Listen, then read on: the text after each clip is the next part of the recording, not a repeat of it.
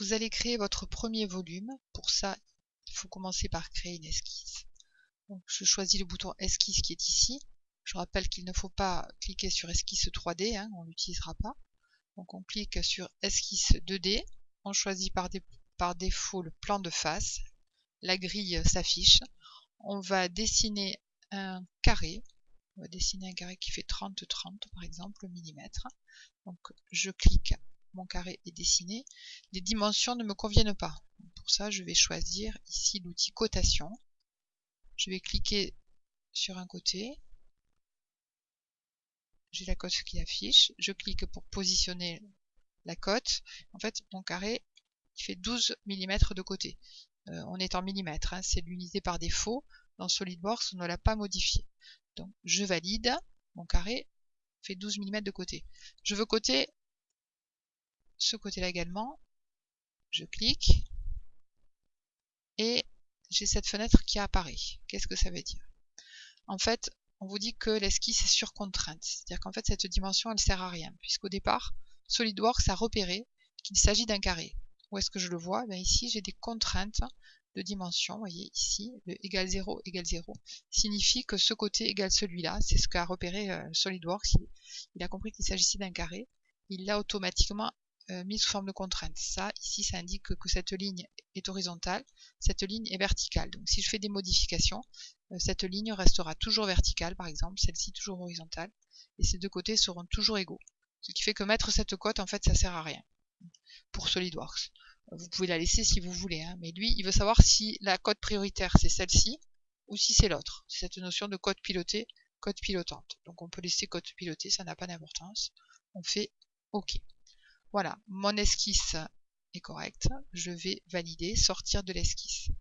Et j'ai esquisse 1 qui apparaît ici dans l'arbre de création. Maintenant, je vais donner du volume à cette esquisse. Pour ça, je vais utiliser le bouton qui est là, qui est le bouton extrusion. Je clique dessus.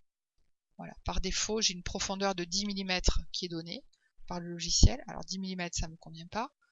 Moi, je veux un volume qui a 36 mm de profondeur. Donc j'écris 36 et je vais valider. Donc je peux valider soit ici, soit à droite. Là, c'est la même chose. Voilà. Mon volume sort de la fenêtre. Donc pour ça, je vais utiliser ce bouton-là qui s'appelle Zoom au mieux. En fait, ici, il me manque des propriétés d'affichage. Je vais faire clic droit. Alors ici, dans la barre grise tout en haut du logiciel, la bande grise.